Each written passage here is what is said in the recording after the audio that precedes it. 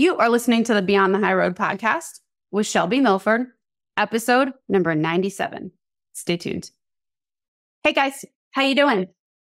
So if you were listening last week, we were talking about, if you heard the edited version, which was anything after the first 24 hours that it was dropped, then you remember that we were talking about putting things off in your everyday life and as it relates to your situation of alienation, and also maybe not feeling motivated or purposed. Then I shared with you Mark Manson's take on finding purpose. And by asking yourself, what are you actually willing to struggle for? Your focus becomes a lot more constrained. My comparison was like going to the gym. You know, when you go to the gym or when you're doing any exercise regimen, if you feel the burn in your muscle, then it's working.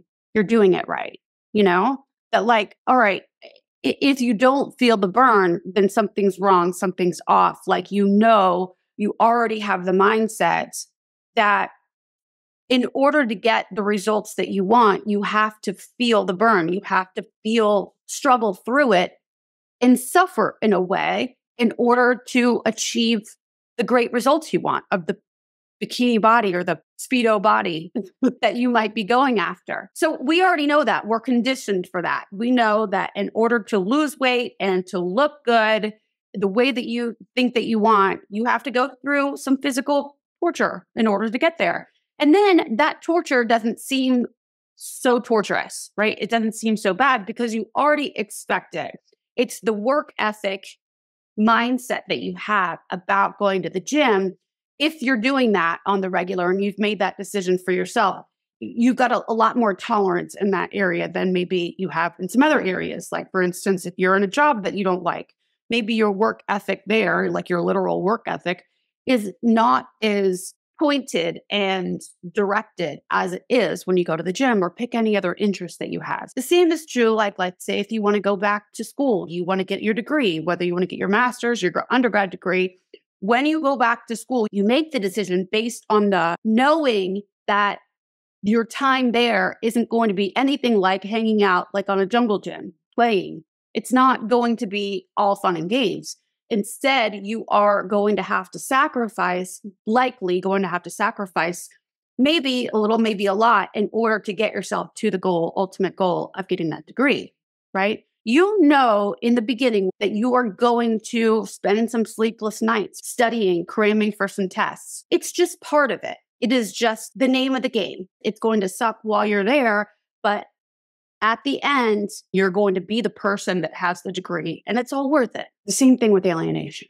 Like, for me, what I was sharing with you the last part of that episode is that I decided long ago that, and I'll tell you what happened before that today too, but I decided long ago that the struggle in all of the things that happen, all of the hiccups and the rejection and the no calling and all the things that my daughter does and doesn't do that I would otherwise label as negative or bad or define our relationship as us being further apart from each other, I now just accept and think of it like the muscle burn when I go to the gym. This is the struggle that I choose. Like when we were meeting on Zoom weekly, when that was our schedule, and the times that she wouldn't show up, this was just part of it. That way, I'm not making each little occasion that we were supposed to meet every time she doesn't call for my birthday or Mother's Day or whatever. I don't make that define us moving forward as like, oh, she didn't call, so that just means we're more alienated than we were. You know what I'm saying? Does that make sense? I don't make any of the little occasions or lack of occasions, lack of time spent together mean anything in the long run. Because ultimately, when we look at it, like pull back on it from a bird's eye view, from the sky view at our situation, all of these little occasions at one point will seem so small in comparison to the whole picture, right? And when I was at that point, like back in the day, looking at my situation, it all seemed so dark and gloomy. I was making each one of the things that happened or each no that I got, each court appearance and attorney not doing something, all of these little disappointments, I made mean something about me and her and my relationship. And that really screwed me in the long run. It caused me to, and even when the good things would happen and I would try to make those mean something for us, it always brought me to letdown, right? All of it did, because I was placing these expectations and like setting myself up for these mile markers and mentally jotting each no show or no call down in my mind and making that mean, kind of like Rain Man. Remember that book that he carried around, and he would write down his serious injuries anytime that he felt like somebody offended him?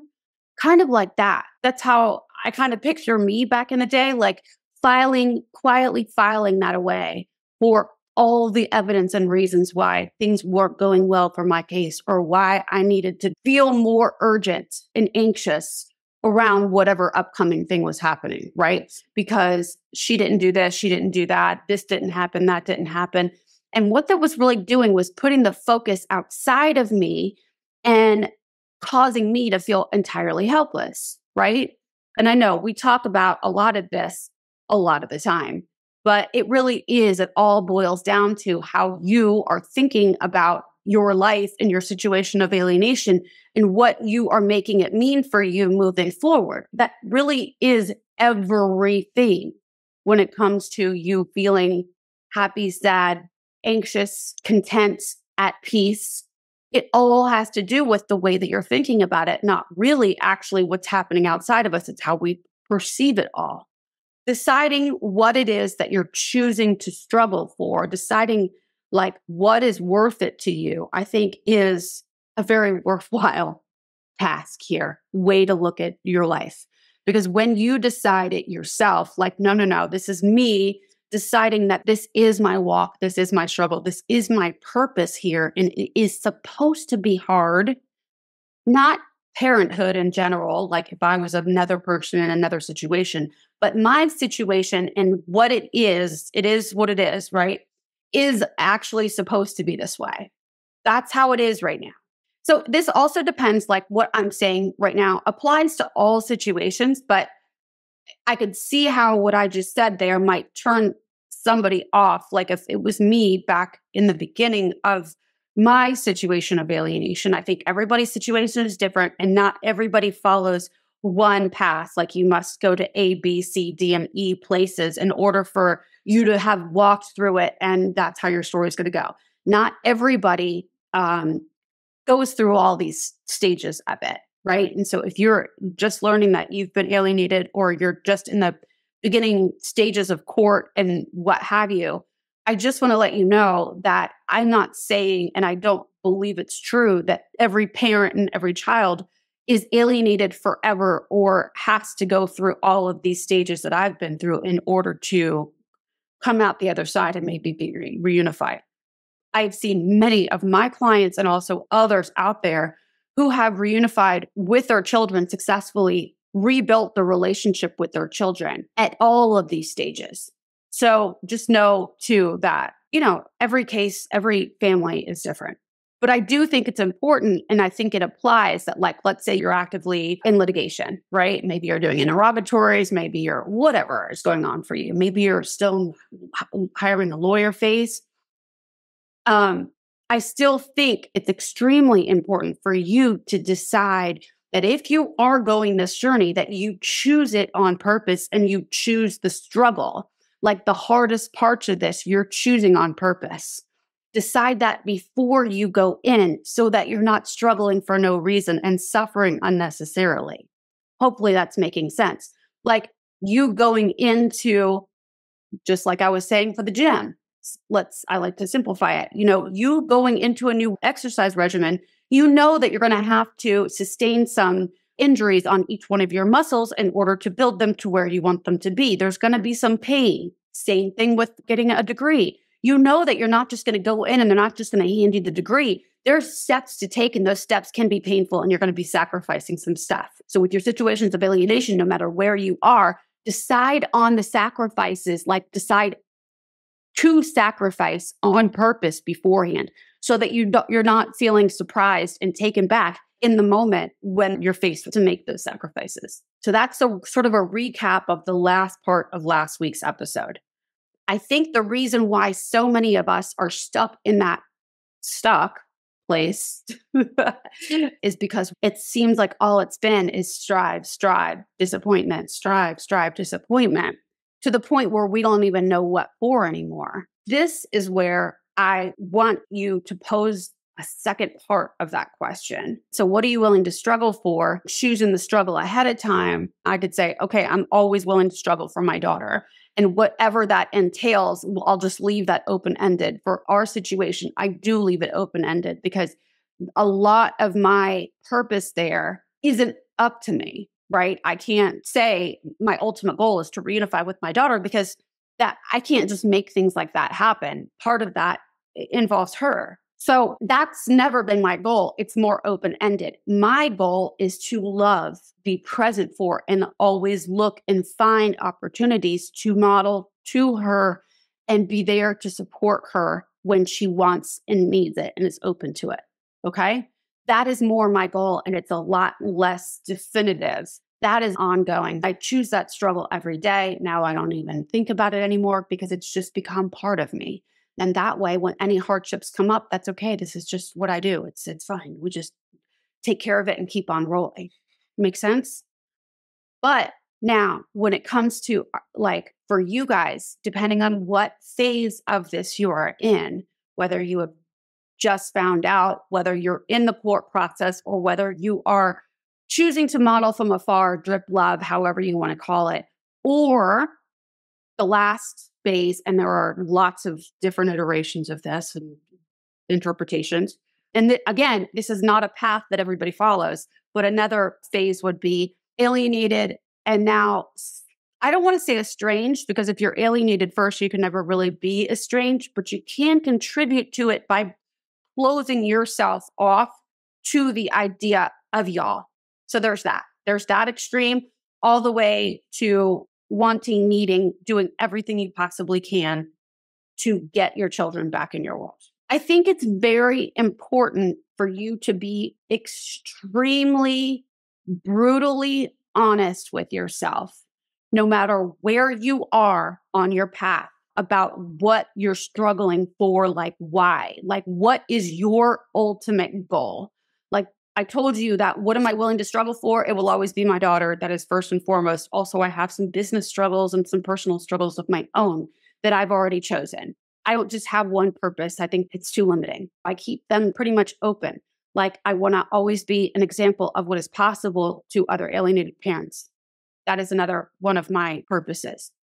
Now, throughout my situation, I lost sight, like my focus on what I really wanted to happen in each and every fight, if you will, because I was so caught up in the fight. I was so caught up in the injustice being done, and that the fact that a mom should be able to parent her child, mother her child, and be present for her child, especially if she's right there willing and able, and nobody should get in the way of that. And I got so caught up in the injustice of it all and trying to prove my worthiness to parent her, to her, and also, of course, without even realizing I got caught up in it, I was actually trying to prove it to my ex because, well, let me just tell you a story. It's easier to tell you. So back in, I believe it was 2018 when the last court hearing was. And during that hearing, it was a 3-day, the judge made it very clear that she didn't want to be there. In the end of that 3-day hearing, she basically reordered the last order that had been put in place a couple of years before that. The problem was, the reason that we were going back to court to begin with is because that order was not clear. As I'm sure if you've been through the court system before, family court, you are painfully aware how not clear, like orally written, some of these orders are. And that causes so much pain, agony moving forward, because If the order's not written clearly, then the person that's alienating your child from you is definitely going to find the loopholes. They are going to utilize those loopholes to further alienate them from you. And you will then in turn have to spend money you didn't have in order to go back to court, right?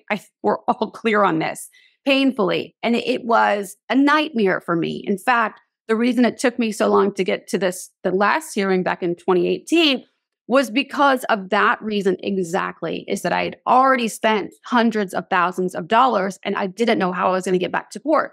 Hence me selling my house in 2017, July of 2017. So by the time we finally got to court after I was able to pay, 2018 comes around. It took forever, right? And the judge at the time, just reordered this poorly written order from back in a couple years before. So there's a bench order. The judge gives the order when they're sitting on the bench. It's called a bench order.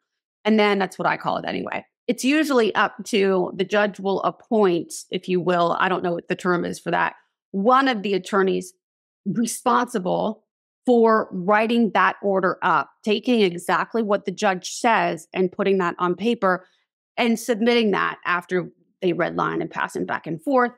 And then the judge signs off on it, right? Well, what the judge's bench order was and what was put into order were two entirely different things. And so in the end, like if you're watching me, I'm smiling now. It's not funny and it wasn't funny then. It is comical in a way that this continues to happen in the court system. There's transcripts readily available to refer back to and see what is written and to take what was spoken from the bench order and put that into a written order. But for some reason, it's not done. I don't mean to be bringing this up to rile anybody up here. It is to me comical that there's not a better way to do this. Maybe now with AI, the AI could be better than the opposing attorney. Having said that, there was a step-up plan, as you guys well know, for me. This won't last long, you guys. I just want to make a point here. So there was a step-up plan, and within 3 months, the judge's bench order was, listen, I just want to make sure that you are not prioritizing drinking. I forget how she said that, but I need you to show that you're not drinking, that you don't have the alcohol problem that they say you have. So please prove that you're not drinking. Within 3 months, you can start having unsupervised visits with your daughter again. And so I was like, let's go. Let's start this yesterday. And so they put me on this blowy device. And here's where it gets funky is that the other attorney did not follow SoberLink's guidelines, which is what was said in the order, right? To follow the guidelines of the alcohol monitoring device company. But instead, they made a testing schedule that was nearly impossible to follow. I tested up to 10 times a day, sometimes 12 times a day. I'd wake myself up in the middle of the night. I'd test, blow, and then go back to sleep just so I could make sure that they knew that I wasn't drinking, because under the bench order says, I just need you to prove that you're not drinking. And so that was first and foremost, not whether I could perform like a monkey and test within these windows, right? Now, I understand that there is a degree of let's be able to have some discipline and comply when necessary, right? But I went above and beyond trying to comply. And lo and behold, I would get all the way to the point, and then one day I would be over by 1 minute or something, and my ex would knock me right back to the starting point. I'm anxious even talking about it right now, thinking back about it, because I constantly felt that sense of urgency right in the center of my chest. Oh my God, did I test? Did I forget to test? I would wake up in the middle of the night after I'd already tested, right? Did I forget to test? I would freak out. And so that constant state of stress, this went on for a long period of time during this whole testing schedule, in which time I know on the other side, they were, leaning back, arms up, feet kicked up, yep, we're just going to keep this up. They never had an intention to start anything other than keeping her away from me. And so it was a very frustrating experience for me. Not only frustrating, it was stress inducing. I went through a lot of pain during that time. And in fact, during that time is when I really went into that depression. before that, I was doing all the drinking, right? And then I stopped and there was nothing. But also I had to deal with all my feelings, my emotions then. And so that was really on the cusp of when all this other stuff, and I started to go getting really deep into my own coaching for myself. And then, of course, on to being where I am today, right? So in a tiny way, I do say that that experience actually brought me to who I am today.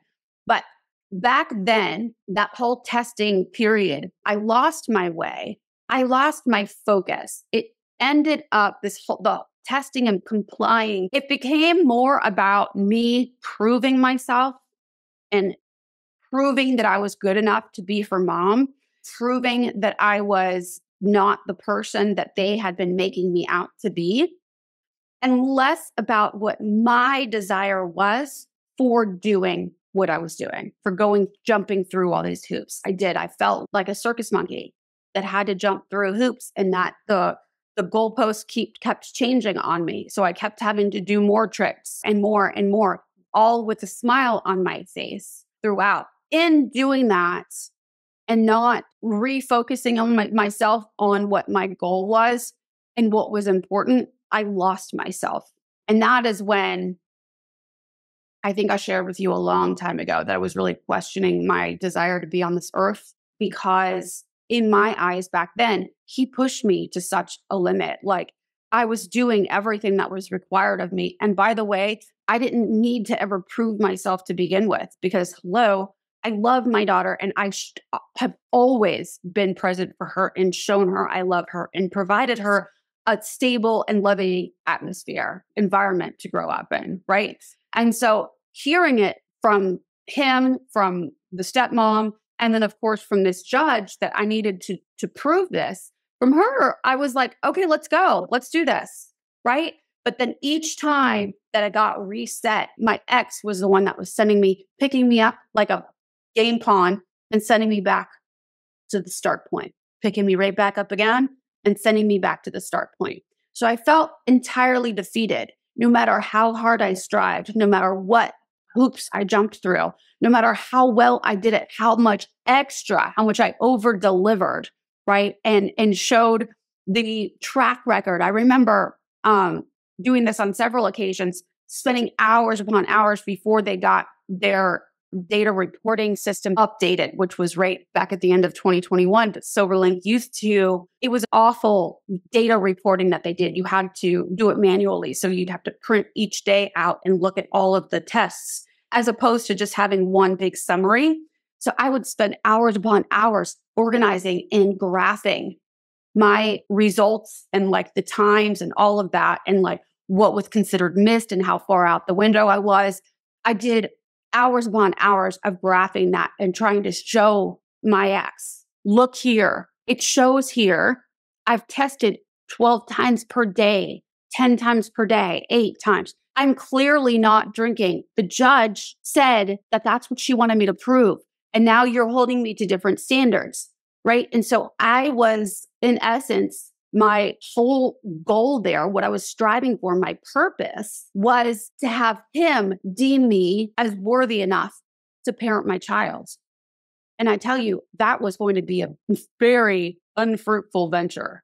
I think there's a lot of you out there that may not be going through this exact thing. You know, you may not be testing, you may not be on supervised visits, but it could be something else related to you constantly striving to have the person who's alienating your kids from you deem you good enough, worthy enough to parent your children, to co-parent with them. And I tell you, if they're alienating your kids from you, it's not going to happen. You know, it's the chances of it happening are low. So I was so distracted by trying to prove myself and prove my worthiness to parent my own child to my ex that I lost sight of what my goals were. I didn't even just lose sight of them. I forgot that there was even a goal other than take your test, take your test. Don't forget to take your test. Make sure that you test. That was constant 24/7 in my brain, right? Like if I was not just coming off of a test, and then because I was overachieving and taking the tests off of schedule, like taking extra tests, I would think that I had already tested when it came to test time, because I just tested off of the schedule, that I would miss the actual test time, which would cause him to tell me that I was going back to zero again. So it was this constant like stress response. It was an awful, awful feeling. 2.5, no, almost 3 years. Finally, it wasn't until I moved to Florida, 3 years of over and over and over and over completing the requirements that were set out on that bench that day by that judge, right? And never, ever achieving it. Day in and day out, taking thousands upon thousands of tests, submitting these breath tests. The whole process caused a lot of pain. I caused myself in the way that I was thinking about it, the whole situation and the way that he was behaving and what I was depending on him to do for me, which I knew he wasn't going to do. It was a fucking mess. I drove down here from Texas to Florida with that device. And when I would leave, when I left one time zone to another, it was supposed to record, and I called and let them know, yet I was still off an hour because of their error at Silver Lake. You know what I'm saying? Like things like that happened all the time. But I was always trying to think ahead and trying to test double time, triple time, quadruple time, just to make sure that I was covering all bases. And then I always ultimately still fell short because it was so much, right? That stress response, that constant whatever, after so long of using your own mind power, brain power to try to problem solve, it does blow up. And of course, you're going to forget. You get disheveled. It's like, it's the constant stress response. It caused me so much suffering. And it was also the way I was thinking about it, because I felt like this testing and he, my ex, had so much power over me. I wasn't able to see it in the way that I see it today. And today, if I were to do that again, I would feel so much less pressured by it. I expected somehow for this testing unit and for him to that I was supposed to master it, and it was going to deem me worthy, that it was going to give me my daughter back. And that was really never going to happen. And I don't mean to say that that's not going to happen with you, but I was placing way too much power in the hands of some device who was ultimately being controlled by my ex, And so it is what it is. My point of this goes further than my testing and my little story here. I think if you don't get clear on what your purpose is, you will find yourself in a 2-year, 3-year stint of doing the same thing over and over, expecting different results, sending yourself in that sort of tailspin and expecting something different to happen. But how can you expect something different to happen if you have not yourself gotten clear on what your goal is? If I'm honest with myself, no, of course, nothing. They should never have stood in between me and my child. All of that wasn't right, And because of it, when my daughter went over to her dad's house, from that point on, my life, basically when the shit hit the fan, my life blew up, And I went into this spiral of, I cracked under the pressure. I was fighting the fight to fight it because it wasn't, what they were doing wasn't right. My rights shouldn't have been taken away from me. I'm a good mom. And I look at all the things that we do together and, trying to prove myself to them. It seemed like a noble fight and like the right thing to do. But if I was really honest with myself back in those times, there were a few periods of time during that fight that I was not necessarily ready to provide for my child the way I was before she was taken from me. I was so hurt and sick, distraught, struggling, malnourished emotionally. I had done that actually to myself because I didn't know how to handle it, that I wasn't going to be able to. I would have been fine and my daughter would have been fine, but I really, truly wasn't up for that challenge back then.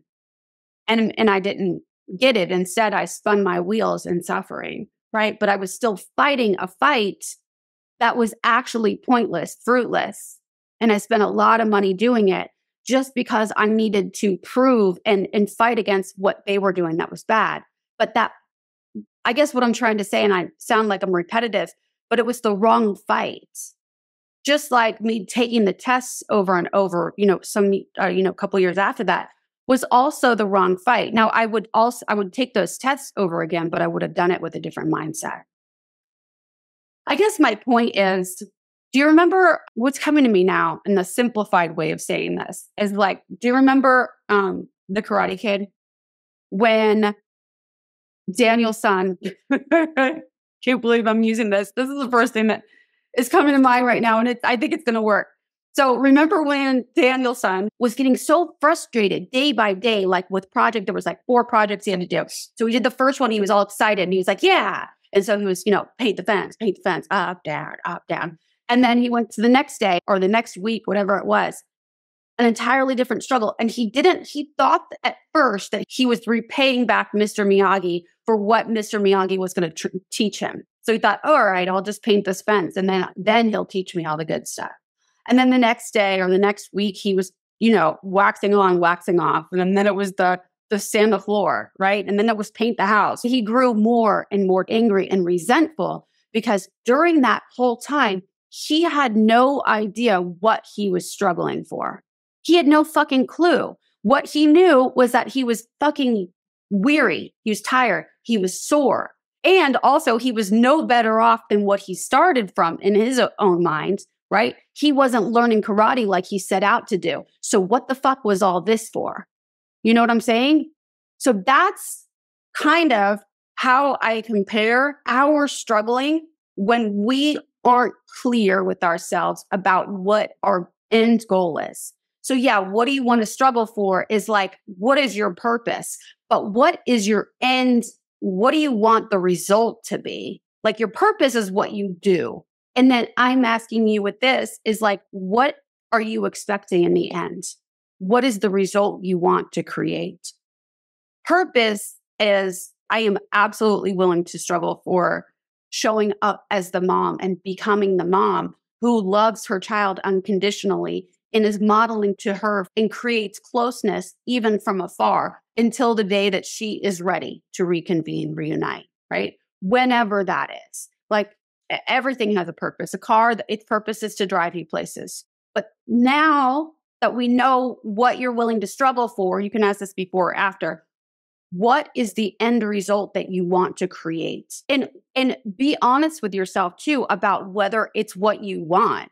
I see so many parents, just like I was when I didn't know, like I was telling myself that I was fighting because what they were doing was wrong. But I was in the fight trying to get my kid back when I was not actually ready to prepare to mother her and provide her with the things that I was providing her with before she left. Hopefully that makes sense. You know what I'm saying? There were periods of time in this fight that I wasn't prepared to give her what I was fighting for in the end. Like I was fighting to have her back full time, but I wasn't even prepared for that because my life had become something different than when she was in it all the time. After she left, my life was of a person that was living alone and their life was in shambles. And I was depressed and I was living, I wasn't caring for a child for a good period of time, but I was still fighting to have her in my life, but I wasn't in the same spot I was back then. Does that make sense? So I was fighting this battle pointlessly, uselessly, and might I add, unsuccessfully. Yet I didn't even know why I was doing it. I was not clear. I was not prepared for the end result of getting her back. Okay. Also, in the last 8 months or so, 6 months, I've had a lot of previous clients. When I say a lot, like more than 5 or 6 or 7 clients, and then other people that I've heard from just in conversation and comments and stuff like that, who have recently reunited with their children. And they have this whole new bag of chips, new bag of challenges that they are learning to overcome or wanting to learn to overcome now that their children are in their lives again, right? And that looks all different ways. Some jumped right back in and feel like they're right back to where they were. And about 80% have voiced in some way that they were not prepared for the pain on this side of things, on the reunification and what that looks like, that they had not mentally, emotionally prepared themselves for this result. And as a result, they are now suffering and doing the work, sort of faced with, forced to become brutally honest with themselves about where they each stand and what work is ahead of them. Then there are those of you who have been alienated and now, I don't want to say estranged, but like have been living apart from your children for many years now. And you are so hurt that now in your mind, they need to do a lot of work to get back into my life. They have really screwed me over. They have been disrespectful. They have been downright nasty and rude, and I'm not going to let them into my life. Like, you draw a boundary. Nobody behaves like that to me. That's rude. That's wrong. Children shouldn't act that way to their parents. So then on the other side of things, in the name of self-preservation, you are telling yourself that you don't want them back in your life, that you're not interested, that they are disrespectful and they need to do a lot of work in order to get back into your life. But I just want to tell you, with all the love I have in my heart, I mean, maybe it's different for you. I'm not going to say that I know how you feel, but I am pretty sure that the whole purpose, what we as humans really crave for and want always is to love and be loved, to feel understood, to know that we're a part of and that we mean something. And also we strive to create meaning in other people's lives, right? That is just what we as humans really thrive on, is love.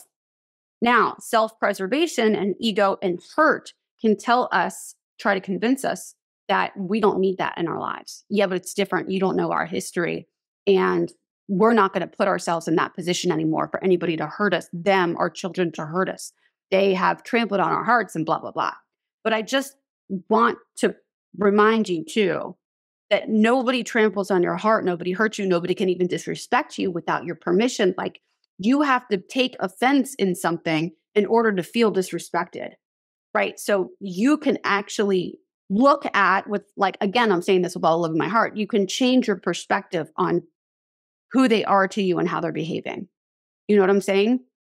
Like, it might be the tone with which you're looking and what you've labeled them as. If you think that they're disrespectful, then everything that they say, you will think has a disrespectful tone. But anyway, I digress.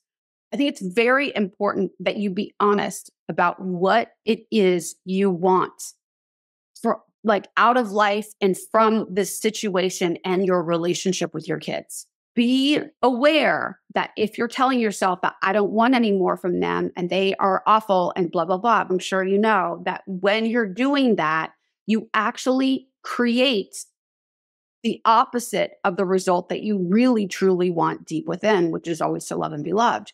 If you are telling them that they're disrespecting you, that they are mean and they need to stay over there because they rejected you for so long, you are actually in turn doing the same thing back. You are rejecting them.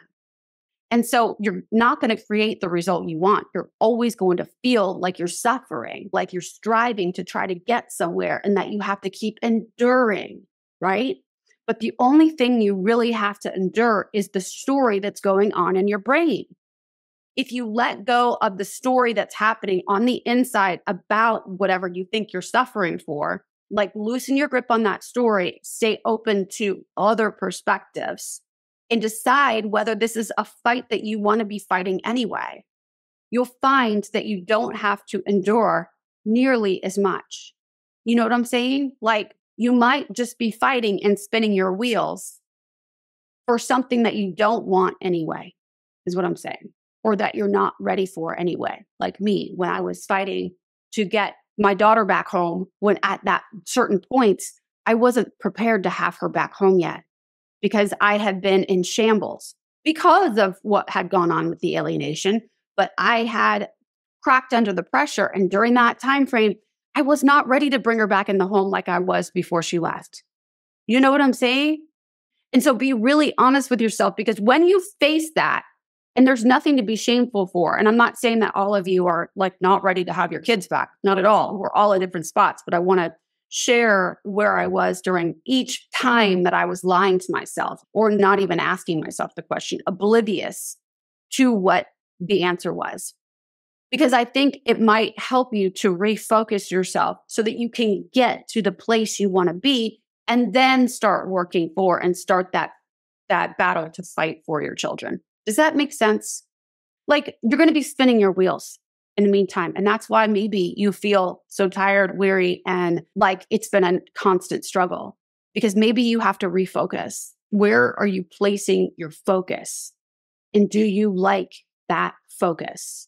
This is from my mentor. With any decision you make, any purpose you set out to do, any goal that you have, know your reasons for making each decision you make, and then like your reasons. Know all of the choices in front of you, and then like your choice for doing whatever you do. And that way, in the end, looking back on your life or looking back on whatever you've just accomplished or not, you don't beat yourself up for the choices that you made, because you know in the moment that you made those choices, liking your reasons, liking your whole mindset around it.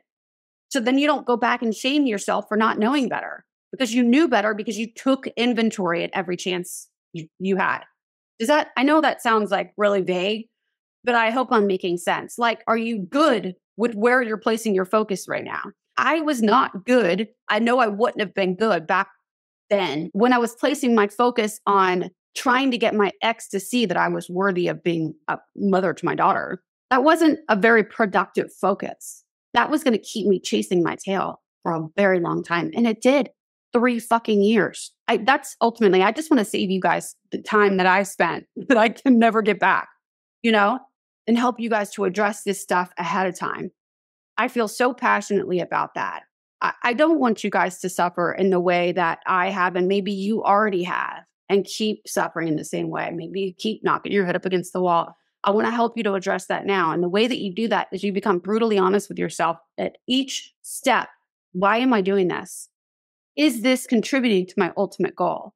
And every little task you do as you go along, keep asking yourself those questions. And do I still like this goal?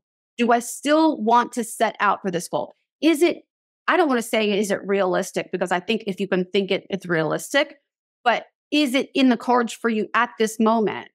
Like, if you're wanting your kid back, but you have steps to take to get yourself in the place where you can be the parent that you want to be, then be honest with yourself about that so you can get there. But if you're not acknowledging it, you won't ever get there. You'll keep putting that in the back of your mind, like I did back then, because I had really let myself go. Okay, so is this what you want? And how can I bridge the gap? Like, if you're not to where you want to be yet, which fight do I want to pick in the interim, knowing that my long-term goal is whatever it is? Does that make sense? Like, be very pointed and constrained with your focus throughout your whole entire life, really. But especially when it comes to your situation of alienation, I basically pick your battles and pick them smartly with purpose, knowing that every step that you take isn't just another way to busy yourself and spin your wheels, because it will cause you to suffer, and sometimes for years on end without you even knowing, until you become aware of what you're doing and where you want to go. Okay?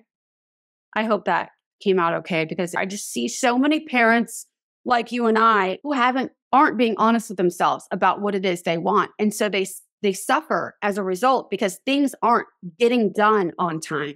Things are not being reciprocated. Your children aren't loving you, or they're not calling you on holidays or birthdays or whatever. They're not showing up in the way that you think you want them to. But what I want to ask you is, are you sure you want it that way? I'm not doubting anything that you're thinking, but what is it that you do want? Define that, because so often we make it so ambiguous that anything is going to disappoint us, that they're always going to fall short because we haven't fully defined that for ourselves. I mean, you can never, setting goals, setting expectations on them is never going to do you well, but you can set like a bar for what you will accept and what you won't. Like, I'm not going to accept my getting on the phone with my child if they are going to curse at me, or my kid didn't call me for my birthday. I'm so upset. This is a very common one, and I keep bringing it up because I see it so often, like 3 times a day lately, They haven't called, they haven't written. I didn't get to meet my kiddo's teacher for Meet the Teacher. I don't know who their teachers are, what their schedule is, what their life is like for this new year. Ask yourself, is that in the cards? Was that in the cards? Sometimes what our brain likes to do is present evidence. Our ego too likes to present evidence like, look, see, you don't even know what's going on with their school. You don't even know what's going on with them athletically or like, extracurriculars. You don't know anything about them. And it does that to you, like your brain does that to you, partly to keep you safe, to protect you, right? But in the end, it ends up causing you so much more pain and that feeling of striving and like you're being screwed more. But have you taken the steps to go to the school, or are you just feeling intimidated? Like, I know what we're dealing with and I know it's a struggle, but also too, you have to empower yourself as much as you possibly can. And so if you're setting yourself up for failure by like saying, oh, what's the purpose? Why should I even bother going to the games or going to meet the teacher or doing whatever? And then at the same time, you're telling yourself that you don't even know who the teacher is, or you haven't seen any of their games. They haven't given me the game schedule. Well, there are some things that you could do in order to get there and like exercise the authority that you do have to get the schedule to go to the games, right? If you do want to go to the games, then actually follow through and take the steps in order to go to the games. Don't complain that you're not being invited to the games. So anyway, just look at what you're telling yourself that you actually want and expect from your children or from any other area in your life or relationship in your life. And what are the ways that you're setting yourself up for that? Is it a now reality for you? Or is it something that you want to work towards? Or is it something that you want to put on the back burner? Here's the deal, is the reason why is because if you stay in this indecision and not really knowing and never really addressing it, you're going to keep working towards, like the Karate Kid, you're going to keep working and striving towards something that you think is nothing. You know what I'm saying? And you're going to feel exhausted, tired, because you're like, what is this all for? And because you don't have a purpose, a goal in mind as you're doing all of this busy work, you don't get anywhere. You do end up spinning your wheels. There's no direction. You lack direction if this is you. I feel you. I was there for years and years and years. But give yourself the direction. Start working towards setting yourself up for wins by focusing on the things that you do have control over and being honest with yourself about what those things are, and what it is you truly want. Don't just like say that you want something because it sounds like what you should want. Well, of course, I'm fighting for my kid. I want my kid back because I'm a parent and they took my kid from me and it shouldn't be that way. And that's why I'm going back to court. Listen, it's not going to go well for you if that's where you're at. And I mean that with all of the care and love and compassion I have in my heart for you. But I also want to help you to refocus and find your true purpose so that you can get to that goal. But if you are just fighting against somebody and not for yourself, you are going to lose 100% of the time. Make sense? Because you're never going to be satisfied. Don't give in to just fighting for a cause because you should. And also, too, I just want to encourage you to have compassion for yourself. Just because you think you should doesn't mean that that's actually what you really, truly want. And when you follow what you truly want, as opposed to what you think others want for you or what you think you should want, when you follow what you truly want, your heart is going to be in it, and it's not going to be the work and the struggle that you've been going through thus far. So sometimes that just means a mental refocus in your mind, like, what am I doing this all for? And sometimes it means pulling back on the work and taking a full assessment of what you're going to do moving forward. But I promise you, if you do this work, you're going to create so much more joy and you'll be so much more productive as a result. In this whole thing, this whole fight for our children, for, ourselves, even. That's what I think is that, for me anyway, it's been a pathway back to me, to developing the relationship with myself. The one that I never really had, or if I did have it, it had been, since I was a little kid. I'd been from a pretty young age separated from myself. And so this has been a huge coming home to me and developing this love story with myself, and I really, truly, I wish that for all of you, because when you do develop that love and compassion, that like, oh, for yourself, like really enjoying yourself and being okay with all of your wants and desires, even if they seem counterintuitive to what you should want as a parent, honoring your true desires will always bring you to the most productive, successful, like most productive and best, most evolved version of you. So just be honest with yourself. Be honest with yourself first, and just remember there's nothing to fear. No matter what it is you want for yourself now, it's okay. And there's nothing wrong with that. Like, I'm saying that if some of you were like, yeah, you know what? I think I'm actually a little scared to have my kids back right now. Like, I'm not sure that I've done the work yet to get there. I get you. I feel you. And if I had somebody tell me that back then, I think it would have saved me a lot of shame and a lot of striving. I could have relaxed a little bit into myself and really started doing the work to heal years before I ever started that. So it doesn't mean that if you say that you don't want that right now because you're not ready for it right now, it doesn't mean that that's not ultimately what you want. It just may mean that you're choosing you first, which is how it works anyway. And I think for me, like, that's why I got myself into this boat to begin with, is because I would never chose me. I chose to accommodate the world before me, the world meaning like my ex and my daughter and whoever else before me. I didn't know how to care for myself. So I think that this is an opportunity for parents like us who were all giving out and delving out and doing all the things for everybody else instead of our own selves. This is the time that you really truly can use to honor you in the highest possible way, to serve yourself, and not like selfishly or self-centeredly. I mean, yes, it's selfish, like you are doing it to serve yourself, but we all must serve ourselves before we're able to serve anybody else. That's cliche, like help yourself before you can make yourself full before you can go, what I'm saying. All right, I'm going to shut up now.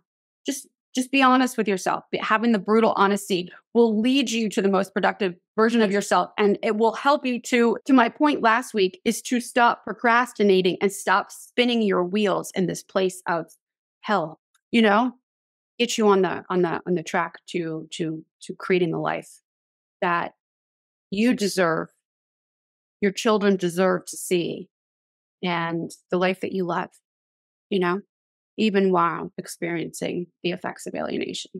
Okay. And you just, yeah. All right. Okay. That's all I have for you. Bye.